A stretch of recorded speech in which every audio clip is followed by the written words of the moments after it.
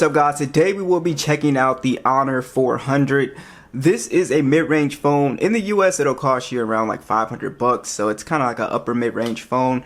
And we haven't had a lot of Honor phones on this channel. I think this might be the first one actually.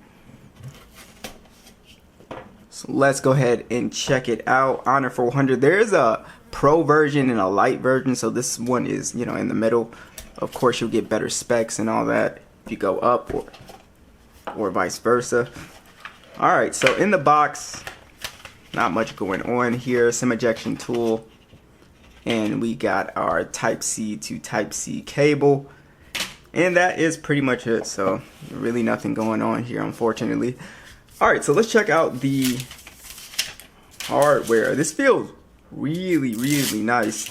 Not only that, but it looks like a looks way more expensive than a mid-range phone for sure. A lot of these mid-range phones actually are starting to look really expensive, but especially these Chinese phones. Like, you know, Samsung will kind of like give you a whole bunch of thicker bezels, but this one, from what I've been seeing online, it looks really solid just overall. But yeah, so let's see what it's all about here. So one of the drawbacks with the hardware is it is IP65. So, you know, we don't have an actual good water resistant rating like IP67, IP68. But besides that, I mean, this is really nice feeling hardware. Nothing about this phone looks or feels cheap, which is pretty nice. So I do like that. So looking at the spec sheet, because I had to really make sure, this is a glass back and these are actually metal sides. So it is a very premium build quality for the price that you're paying here. And just not the build quality, just overall design just looks nice. Let me go ahead and sign in and get everything set up. Alright, so my first impressions of the panel here, it's pretty nice. I don't really have an issue with it at all. It's an AMOLED display. It's 120 Hertz, and this thing has a whopping 5,000 nits peak brightness, so it gets crazy bright. And the resolution is pretty good on here as well. It's a 1264 by 2736 resolution, and then we also have 460 for the PPI. So I think it looks great. There is really nice even bezels on this phone, so everything looks pretty good. It looks much better than, you know, say something like an S24 FE. Yeah, guys, I think it is a really nice display. Really good colors on here. So honestly, I have no complaints with it, and it does get pretty bright going out, you know, outside and taking photos. This thing was extremely easy to see, so that was really nice. But yeah, display, you know, very smooth, very nice. Now also, it's a 6.5 inch display, so it's not a small phone, but it's definitely not a, you know, huge phone. So you can kind of, you know, one hand this phone a little bit easier than something like, you know, an S25 or, you know, one of the bigger iPhones. Yeah, it's not terrible to manage here. And while we're at it, we can talk about Honor UI, because this is a first for me. So it kind of reminds me of MIUI and iOS kind of mixed together. That is the first thing I thought of just looking at everything and how it functions.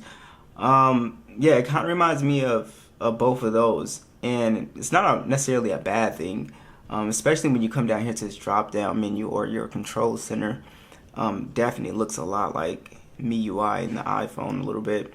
But so far it's been pretty smooth. I really don't have, you know, any major complaints with Honor UI so far. Like I said, it's my first, so I'm gonna do some, you know, deep dive in here, but animations and everything seem really quick and snappy. So yeah, I think it's perfectly fine. Like I said, I'm gonna do just spend some more time with this phone, because again, I've never used Honor OS before. Alright, so we do have the Snapdragon 7 Gen 3 on here, Adreno 720. For some reason I can't get Geekbench or 3D Mark to like install on this phone, so I'll figure it out, but right now I legit can't get it. It just rejects it every time for some reason, and I don't know if it's like some security thing, but the other apps I was installing work, so I'm not really sure what's going on with that, but I'll you know, figure it out even if I have to side load it. But this 7 Gen 3, it's a mid-range processor, right? So you can expect mid-range performance. Basically, we can play PUBG at 90 frames here. Let's see if we got what we got for HDR. We got HDR Extreme as well. So yeah, we have 90 frames here. This, I don't know if this feels like 90 frames on HDR. Yeah, this feels like 90 frames. But nevertheless, we've got pretty decent performance. This phone has been like super cool. So no issues with heating problems so far. Just setting the phone up and just doing stuff. So overall, this Snapdragon processor, it seems to be pretty speedy, pretty good with animations. So I don't necessarily have a problem with that. Again, you know, you're not gonna wanna, I tell people all the time, you're not gonna really wanna get a mid-range phone. You know, if you're into gaming, there are some exceptions like the OnePlus 13R. That is an excellent mid-range phone for gaming. But a phone like this, you know, to drop this type of money, if you're gaming, I wouldn't necessarily go for this one. It's 256 gigs and 8 gigs of RAM on the base. They do have a 12 gigabyte RAM version as well. But so far, performance has been pretty solid. I don't really have any major complaints with this chipset so far.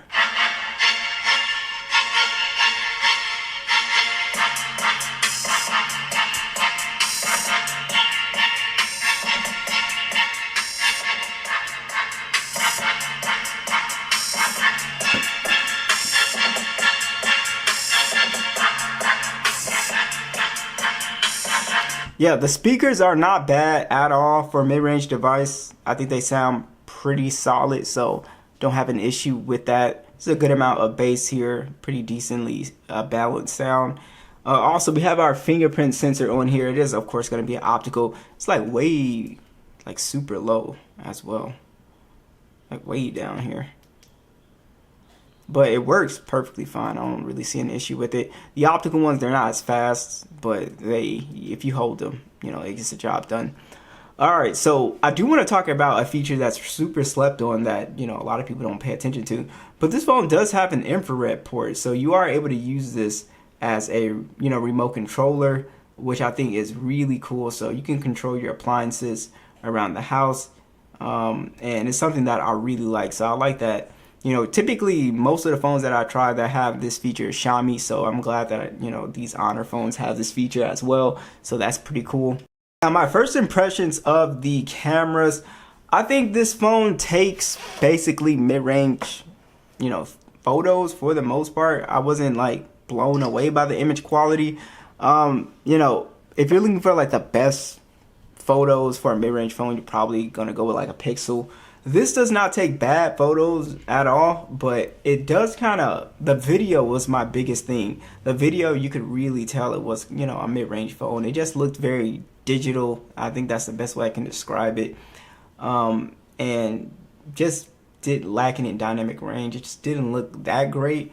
Your normal stills looked fine. I didn't have a huge issue with that. But in general, the photos are okay. It's a 200 megapixel standard, 12 megapixel ultra wide. You can shoot in 4K. You also have a 50 megapixel selfie that also can shoot in 4K. And like I said, you get, you know, a decent, you know, camera for the most part. I thought the images, just my first impressions, were okay. I didn't think they were bad by any means, as you guys can see.